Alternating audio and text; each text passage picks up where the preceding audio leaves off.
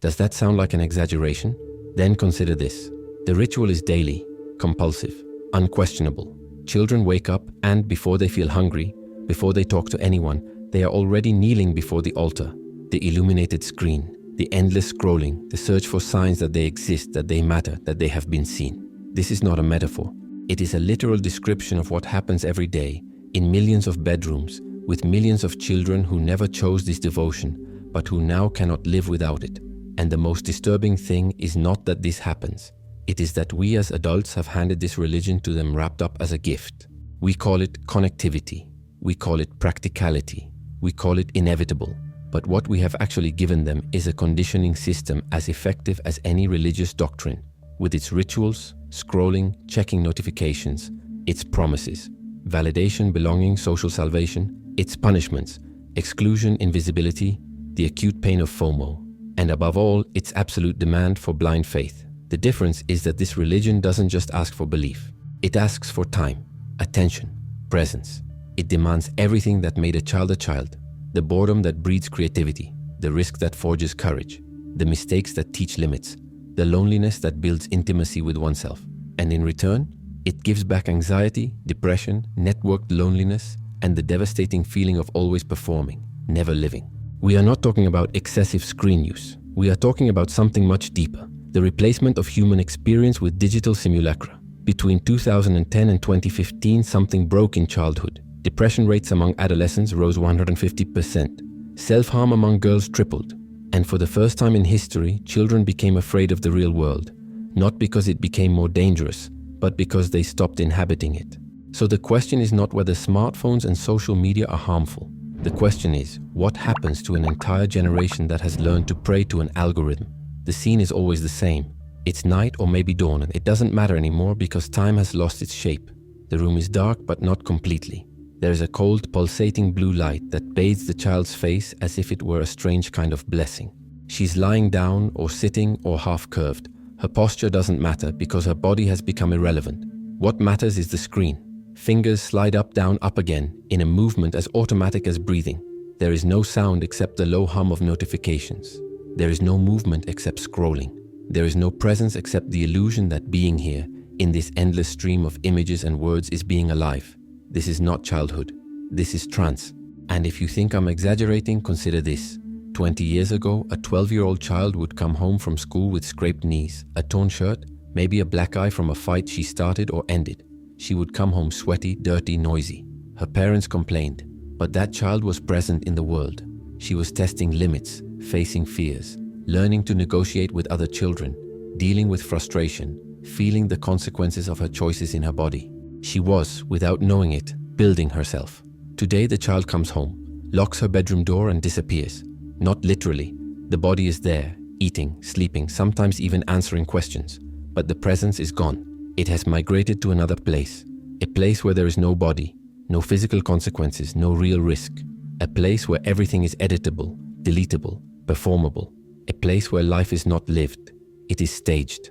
Guy Debord, a French philosopher who wrote The Society of the Spectacle in 1967, described something that sounds prophetic today. Everything that was lived directly has become representation. He was talking about television, advertising, how life was being replaced by images of life. But Debord died in 1994 before seeing what was to come, a world where children no longer need to watch the spectacle. They are the spectacle. Every photo, every story, every post is a performance calculated for an invisible audience. And the cruelest part, they believe this is living. The smartphone has become the sacred object of this new religion. It is not a tool, it is an altar. Children don't use cell phones, they worship them. And this worship has a precise liturgy. Endless scrolling is the daily prayer. The algorithm is the invisible deity that decides what you see, what you feel, what you desire. And like all deities, it is omniscient, omnipresent, and inscrutable. You never know why something appears in your feed, but you trust it. You obey. You keep scrolling because to stop would be to doubt. And doubt is heresy. Think about the structure. There is the ritual, checking your phone when you wake up before bed between activities. There is the community, followers, virtual friends, WhatsApp groups. There is the reward, likes, comments, views. There is the punishment, being ignored, not receiving likes, being left out. There is even a confessional, the outburst in stories, the vulnerable caption that asks for validation disguised as authenticity. And above all, there is the promise. If you are devoted enough, if you post at the right time, if you use the right filter, if you say the right thing, you will be seen, you will be loved, you will be saved from invisibility. But unlike traditional religions, this one offers no rest. There is no holy day, no moment of pause. The temple is always open, and the child is always inside, always on their knees, always waiting for a miracle that comes in the form of a notification. And here's the most important detail. This devotion did not arise by chance. It was designed. In 2021, a whistleblower named Frances Haugen leaked internal Facebook documents that revealed something frightening. The company knew with scientific precision that its platforms were toxic to teenagers. What's more, it used this knowledge to make them even more addictive. One of the internal slides literally said, "Teenagers rely heavily on the temporal lobe, where emotions, memory, learning, and the reward system reign." The message was clear. Let's exploit this. Let's turn neurological vulnerability into profit. When you hand a smartphone to a 10, 11, or 12-year-old, when their prefrontal cortex, the part of the brain responsible for resisting stimuli and delaying gratification, is still developing, you are handing over the key to their brain to companies that have studied, with surgical precision, how to hack their attention. This is no exaggeration. It's literal. These companies hire the same behavioral psychologists who work in casinos designing slot machines. The logic is identical. Variable rewards, dopamine cycles, illusion of control. The difference? Slot machines are prohibited for minors. Social media is not. And it works. It works frighteningly well. A 2023 study found that teenagers spend an average of 6 to 8 hours a day in front of screens. Almost 5 of those hours are devoted exclusively to social media. To put that in context, that's more time than they spend sleeping on some nights. It's more time than they spend at school. It's more time than they spend with their parents, with real friends, with themselves. And the most disturbing thing, they can't stop. In 2015, 1 in 14 teens said they were online almost constantly. By 2022, that number had jumped to almost half. Half of all teens are always connected, always available, always on the altar. Jonathan Haidt, an American sociologist who has spent years studying this epidemic, sums it up this way. When we gave smartphones to children and teens in the early 2010s, we gave companies the ability to train them like rats during the most sensitive years of brain reconstruction. These companies developed addictive apps that carved deep pathways into our children's brains, displacing physical play and in-person socialization. These companies have rebuilt childhood and changed human development on an almost unimaginable scale. Almost unimaginable. But it's happening, right now, in the next room, and the child there, illuminated by blue light, is not connected. She is captured. She's not exploring the world. She is being explored by it. And the most tragic thing? She doesn't know it. Because every religion convinces its followers that imprisonment is freedom, that obedience is choice, that the altar is refuge. And as she scrolls, something inside her dies. Slowly, silently, without apparent pain. Just a constant erosion of what could have been. Curiosity replaced by algorithms, adventure replaced by videos, presence replaced by performance. And in the end, all that remains is the empty gesture. Fingers sliding, eyes glazed, mind absent. The body still breathes, but the child is no longer there. The question that won't go away is, how do we accept this? How did we get to the point of handing over childhood? That sacred, irreplaceable phase where everything a person will be is formed, to a piece of glass and metal programmed to extract attention as if it were oil? The answer is simple and devastating. No one realized it was a conversion. It looked like evolution. When the iPhone was launched in 2007, Steve Jobs presented it as a revolution. And it was. A phone, a music player, an internet browser, all in one. The promise was freedom. You could be connected anytime, anywhere. You could access all human knowledge with a touch. You could communicate instantly with anyone on the planet. It was the future. And the future, we were told, would be better. No one asked. Better for whom? In the early years, smartphones were toys for adults. Expensive, complicated, unnecessary for children. But between 2010 and 2015, something changed. Prices fell. Social media exploded. Instagram launched in 2010. Snapchat in 2011. TikTok began to dominate in 2016. Platforms designed not to inform, but to captivate. And suddenly, having a smartphone was no longer a luxury. It became a social necessity. If you weren't online, you simply didn't exist. And parents, tired and overwhelmed, realized something convenient. A child with a tablet in their hand was a quiet child. Controllable. Easy. That's when the conversion began. Silent. Collective. Without ceremony. And without turning back. And the first signs that something was terribly wrong appeared quickly, very quickly. Between 2010 and 2015, depression rates among adolescents increased by 150%. Self-harm among girls aged 10 to 14 tripled. Among girls aged 15 to 19, it doubled. In 2020, 1 in 4 American girls had suffered a severe depressive episode in the previous year. In 2023, a study of college students found that 37% felt anxious, always or most of the time. Another 31% felt anxious about half the time. Read that again. This is not statistics. It's collapse. It's an entire generation breaking down in real time, and no one is doing anything about it. And the most disturbing part? This mental health epidemic is confined to Generation Z, those born between the mid-1990s and early 2010s. Older generations who went through adolescence before the smartphone era are relatively stable. Millennials, Generation X, Boomers, they all continue to have the same levels of mental health they had before 2010, which means it wasn't life got harder. It wasn't the world got worse. It wasn't the pandemic. It wasn't the economic crisis. It wasn't political polarization. It was something specific that happened to this generation. And that something has a 6-inch screen and a notification every 5 minutes. Jonathan Haidt spent years trying to prove this connection. At first, he was skeptical. After all, correlation is not causation. Maybe depressed kids used their phones more and not the other way around. Maybe there was another hidden variable. But the more he investigated, the more evidence accumulated. Longitudinal studies showed that increased social media use preceded increased depressive symptoms.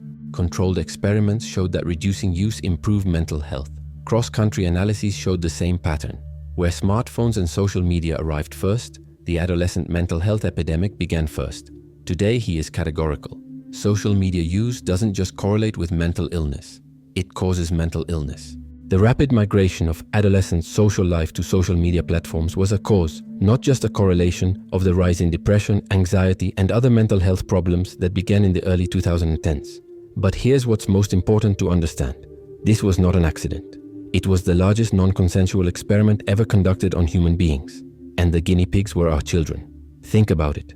No regulatory body approved it. No ethics committee authorized it. No long-term studies were conducted beforehand.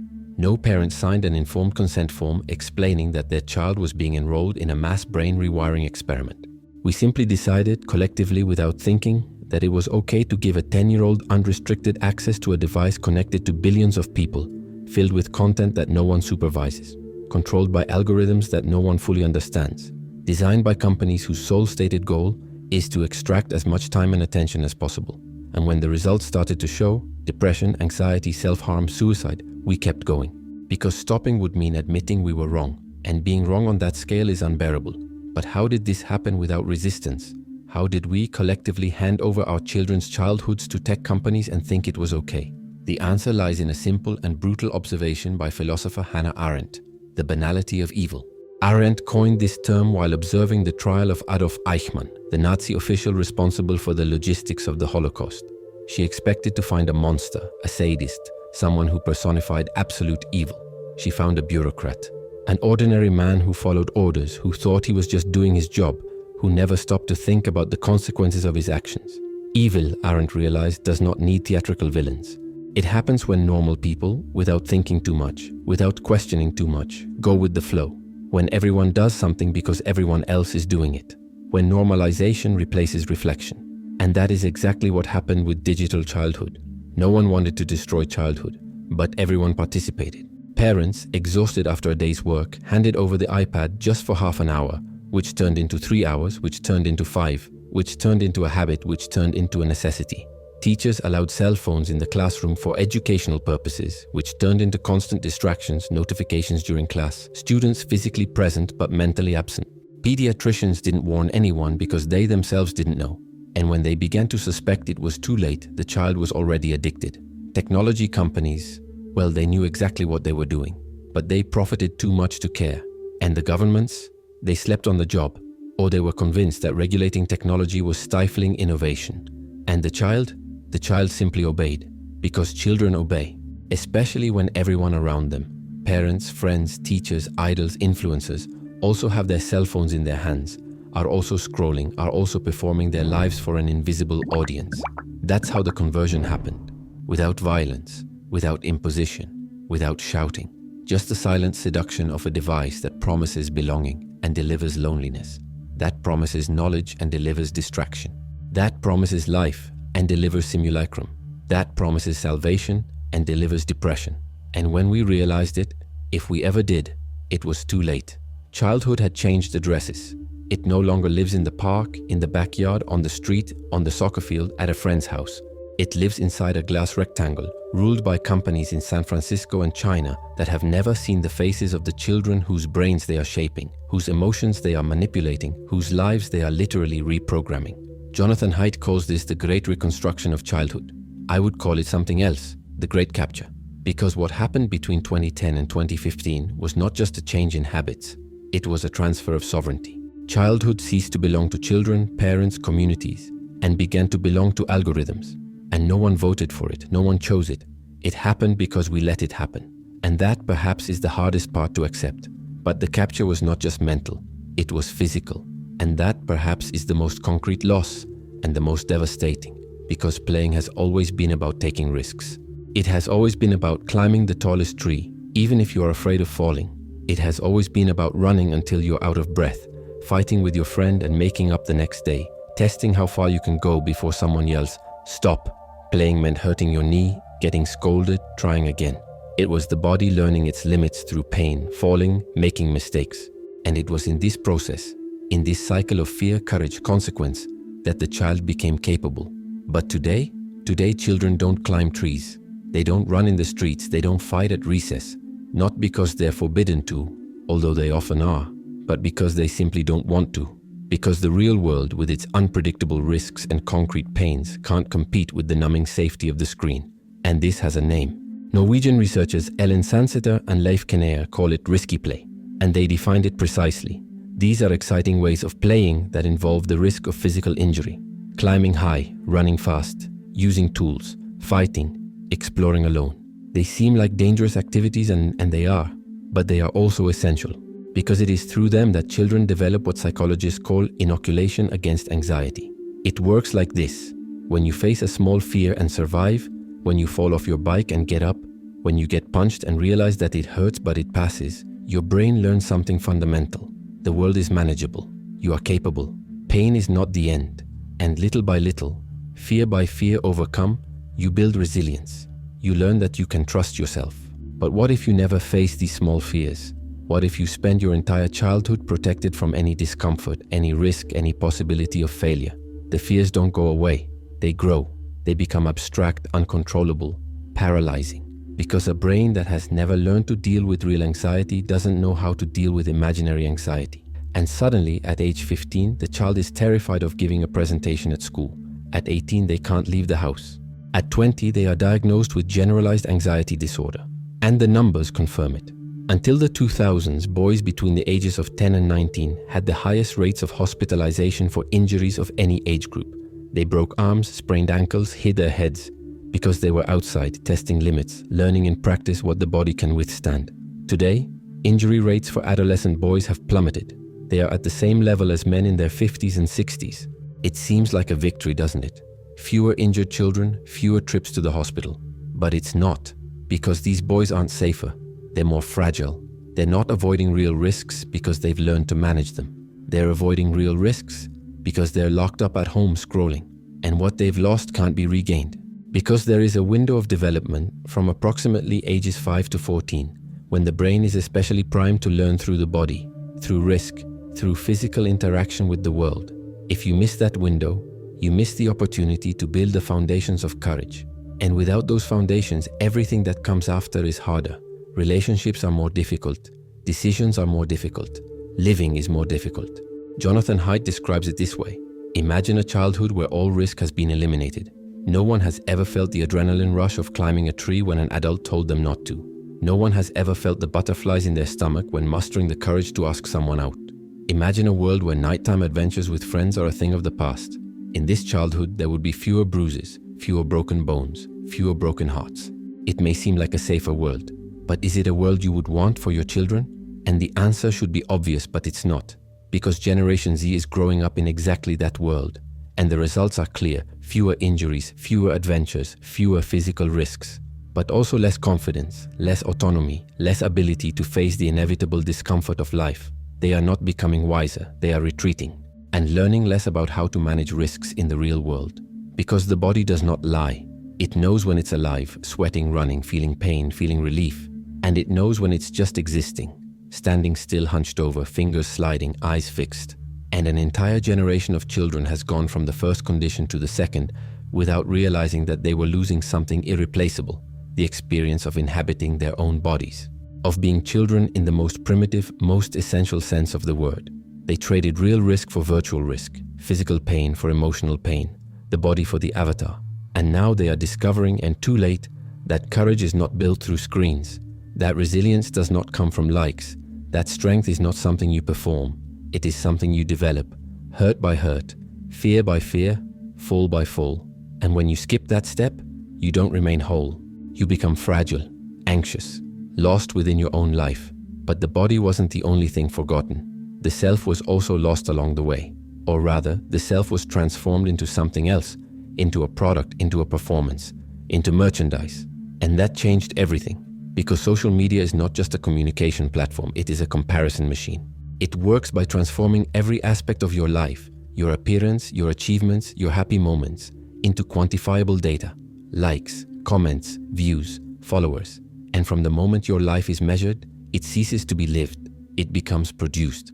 For girls, this is particularly devastating, because a girl's social value has always been cruelly and unfairly linked to her appearance, and social media has turned this into a real-time scoring system.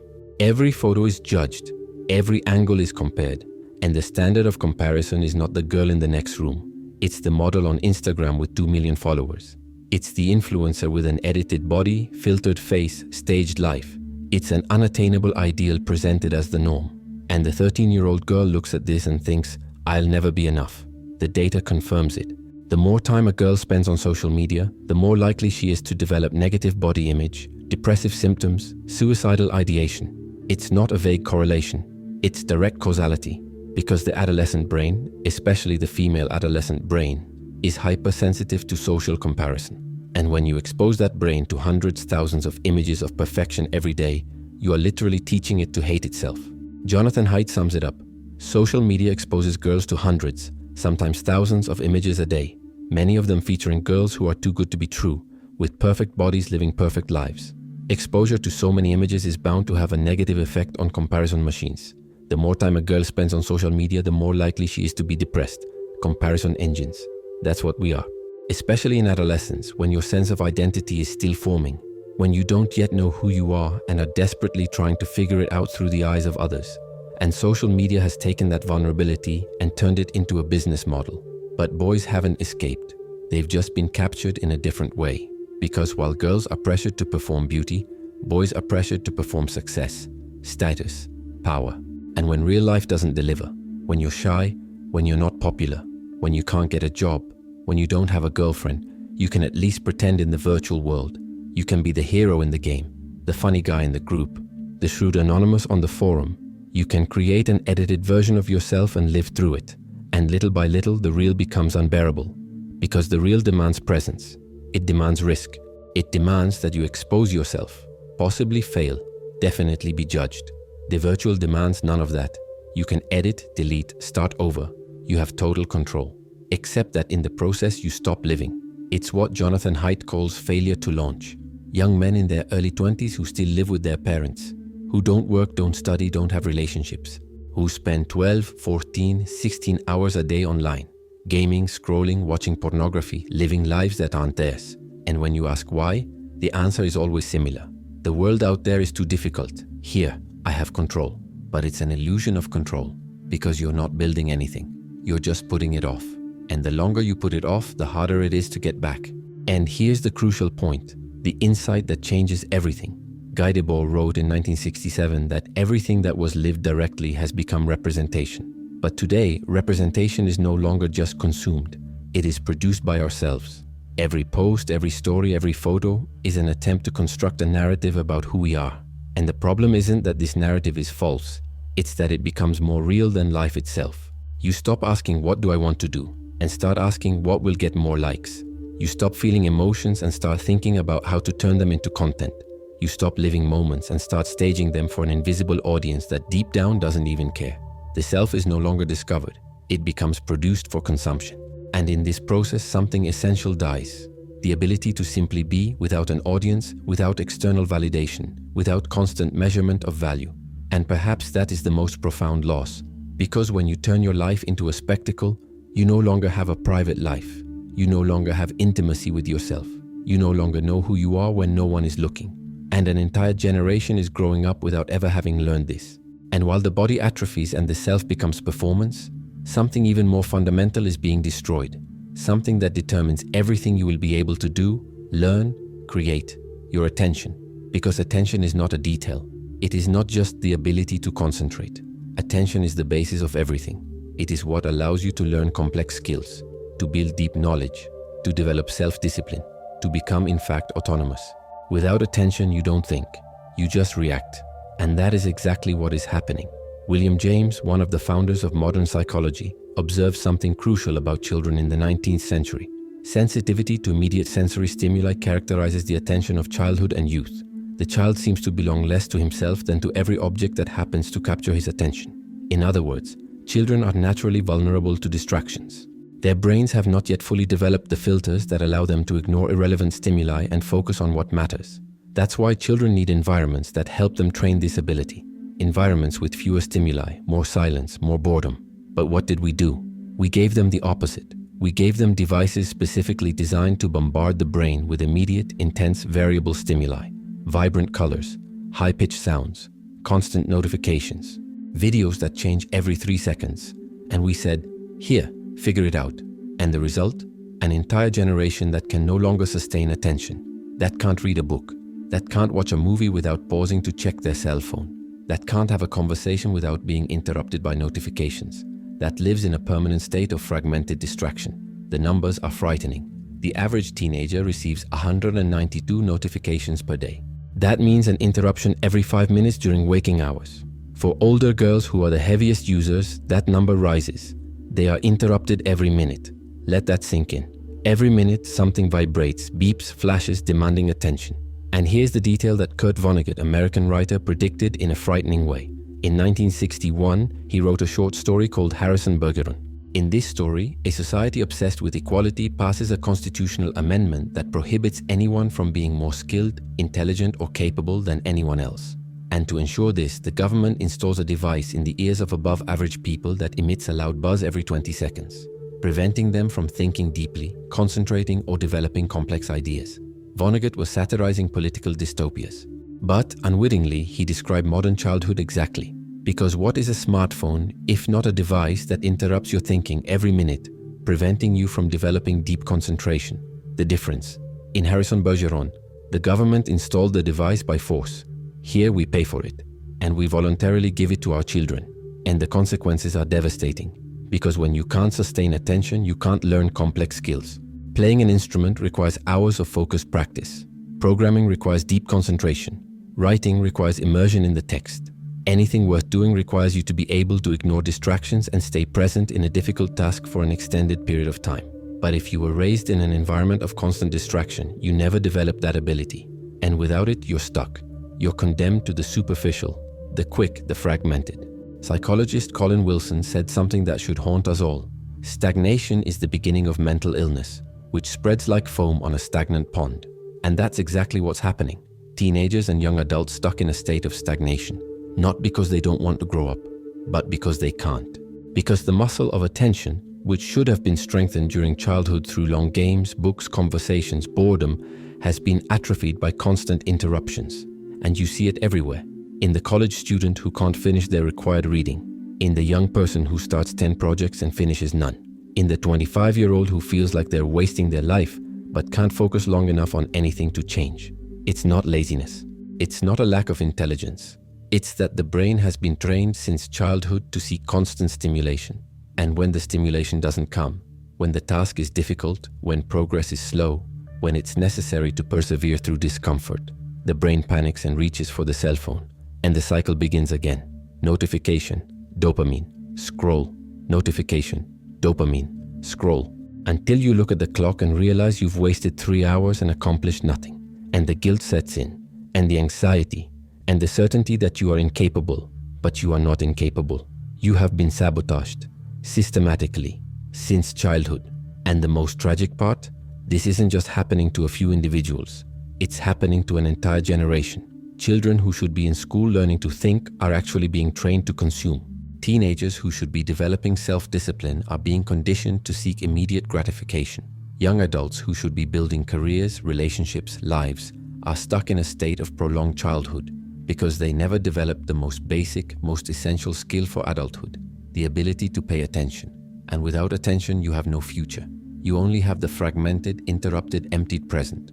You only have the endless scroll and nothing else. And then we come to the cruelest paradox of all, the one that hurts the deepest, the one that no one wants to admit but everyone feels. The promise was connection. Social media connects people, they said. You'll never be alone again, they promised. And we believed it. We gave our children that promise. And in return, we created the loneliest generation in human history. This is no exaggeration, it's a concrete fact. Study after study confirms. The more time a teenager spends on social media, the lonelier they feel. The more virtual friends, the fewer real friends. The more online interactions, the less ability to interact in person. It's the complete reversal of the promise. And it's destroying the most fundamental ability we have as a species, the ability to be together. Because real human connection does not happen through screens. It requires a body. It requires presence. It requires concrete vulnerability. Not the performative vulnerability of venting on stories, but the vulnerability of being physically in front of someone, exposed, unedited, unfiltered, with no possibility of deleting it if it goes wrong. Jonathan Haidt puts it this way: we are embodied physical creatures who have evolved to use our hands, facial expressions, and head movements as channels of communication, responding in real time to similar movements from our partners. When you take the body out of the equation, you don't have communication, you have data transmission, and data does not create intimacy. Think about how a real friendship works. You're with someone, you tell them something difficult, and the person doesn't just respond with words. They lean forward, their eyes change, they touch your arm. You feel that they are there, present, absorbing your pain, sharing your burden. That's empathy. That's connection. Now compare that to the digital version. You post something vulnerable. You get hearts, hug emojis, comments like "stay strong, friend," and you say thank you. But deep down, no one really felt anything because no one was really there. They were just empty, automated gestures sent from afar by people who had already moved on to the next post before they even finished typing. And that's what Generation Z is learning, that this is connection, that friendship is exchanging memes, that emotional support is receiving notifications. And when they try to build real relationships, they don't know how, because they never learned to read body language. They never learned to maintain eye contact. They never learned how to deal with the uncomfortable silence of a difficult conversation. They never learned that intimacy is built in slow layers, through shared time, mutual risks, seeing someone at their worst and choosing to stay. All they learned was, choose the right emoji, post at the right time. If something goes wrong, block and delete. And the result? Young people in their early 20s who have hundreds of contacts on their cell phones but no one to call at 3 in the morning when they're breaking up. Who have thousands of followers but no friends who know their real wounds. Who are surrounded by people virtually but completely alone emotionally. And loneliness isn't just sadness. Loneliness is a risk factor for everything. Depression, anxiety, physical illness, early death. Studies show that chronic loneliness is as harmful to your health as smoking 15 cigarettes a day. And we've handed an entire generation over to it, wrapped up as connectivity. And here's the most painful irony. The more time you spend trying to connect virtually, the more disconnected you become. Because every hour on your phone is an hour you're not developing real social skills. You're not learning to negotiate conflicts face to face. You're not learning to forgive without blocking. You're not learning that relationships require effort, patience, presence, not just quick reactions. Generation Z, poor thing, has learned to choose emojis, but no one has taught them how to build intimacy. And perhaps the quietest, most invisible loss is this, the loss of the ability to be alone with oneself. Because loneliness isn't always bad. There's a difference between healthy loneliness, moments of introspection, creative boredom, simply being present with your own thoughts, and unhealthy isolation. But for Gen Z, the two have merged, because they are never really alone. Their cell phones are always there. And whenever a moment of silence, emptiness, or internal discomfort arises, they pick up their cell phones and fill it with videos, with messages, with endless scrolling. And so they never develop the ability to know themselves, to listen to themselves, to process emotions without immediate distraction. And without that, how do you build identity? How do you understand what you really want, what you really feel, who you really are, if you never spend enough time with yourself to find out? So Gen Z's loneliness is twofold. They are alone in the world, and they are alone within themselves, disconnected from others, disconnected from themselves, living in a network that promises everything and delivers nothing except the illusion that someone is there, when in fact there is only the empty echo of a like, a heart, an emoji that means less than the shared silence of a real presence. And that is the last layer of pain, the deepest, because you can survive without playing, you can survive without attention, you can even survive without knowing who you are. But you can't survive without human connection, not really. And an entire generation is discovering this. Too late, too alone, not knowing how to turn back. But here's the truth that no one wants to hear, but that needs to be said.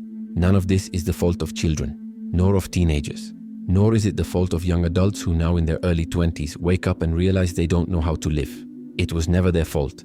They were born into a world that had already decided, without asking, without thinking, that childhood now comes with a screen, that connection is now virtual, that being present is now optional.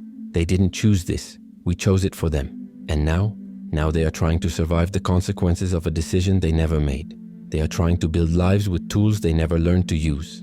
They are trying to connect with skills they never developed. And when they fail, when they feel paralyzing anxiety, when they can't leave the house, when they get stuck in their room scrolling, it's not because they are weak, it's because they were sabotaged. So the first thing that needs to happen is dissolve the guilt. You're not defective. You have been placed in an impossible situation. And the fact that you are here, watching this, reflecting on it, is already resistance. It is already the beginning of something. Because the solution exists, and it is simple, in theory, difficult in practice, but possible. The solution is to give children back what was taken from them. Childhood, the real thing, the one that happens in the physical world with the body, risk, mistakes, boredom, presence. Jonathan Haidt, after years of studying this epidemic, came to a clear recommendation. Much more unsupervised play, much more independence in childhood. This is the natural way for children to develop social skills, overcome anxiety, and become autonomous young adults. This means less screen time, much less, preferably none until age 14. Does this seem radical? Perhaps. But what is more radical? Protecting a child's brain development or handing them over to companies that profit from their addiction? This means letting the child go out, alone, without GPS, without constant supervision. Letting them go to a friend's house, ride a bike, climb a tree, get a little lost, come back. Letting them learn that the world is manageable, that they are capable. This means accepting that they will get hurt, they will fall, they will fight, they will cry. And that's okay, because every little hurt is a vaccine against future anxiety. Every fear faced is the foundation of courage. Every mistake made is a lesson that no screen can teach. And for teenagers who are already hooked, for young adults who wake up and realize they've wasted years on their cell phones, for you perhaps who are listening to this and recognizing your own story, the answer is the same: reconnection with your body, with the world, with yourself. Start slowly. You don't have to throw your phone in the trash tomorrow, but you need to set limits. 1 hour without a screen per day, then 2, then a whole day, and observe the discomfort, the anxiety that comes, the urge to pick up your phone and resist. Because on the other side of that discomfort is something you've forgotten: the ability to simply be. Go out, walk, alone if possible. No headphones, no podcasts, nothing filling the silence. Just you and the world. And let the boredom come. Because boredom is not the enemy. Boredom is the space where creativity is born, where you find yourself. Reconnect with real people, not virtual ones. Make plans to meet for coffee. Look them in the eye. Have conversations without cell phones on the table. Notice how strange it feels at first, how you don't know what to do with your hands, how the silence makes you uncomfortable, and stay that way, because intimacy is built on shared discomfort, not on exchanging memes. And above all, forgive yourself. You didn't waste time, you were captured. And recognizing this is not an excuse, it's clarity. It's the first step to getting out, because there is a way back. It's not easy, it's not fast, but it's real, and thousands of people are already walking it. Turning off notifications, deleting apps, regaining attention, rediscovering the physical world, rebuilding real connections, relearning how to live, and you can be one of them. Today, now, with a simple choice. Put down your phone and look around. See what's really here, who's really here, and realize that life, real life, The kind that's worth living was never on the screen. It was always here, waiting for you to come back. The new religion promises salvation through the screen. It promises that if you are devoted enough, if you post enough, if you scroll enough, you will be seen, loved, complete. But it's a lie. It always has been. Because freedom never came from obeying algorithms. It never came from likes, followers, external validation.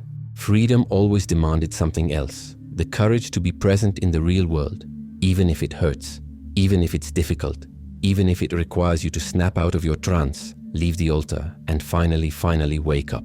And maybe the question is no longer how did this happen? Maybe the question now is what are you going to do with this awareness? Are you going to go back to scrolling, or are you going to take the first step to leave? If you've made it this far, you've already taken a step beyond most people. You watch the videos, you reflect on each idea. Now the question is, how far do you want to go with this? If you want to take the next step and truly apply this knowledge to your life, the codes of the White Rabbit are ready for you. The link is in the video description. Remember, success is a decision. The choice is yours. Count on me and follow the White Rabbit.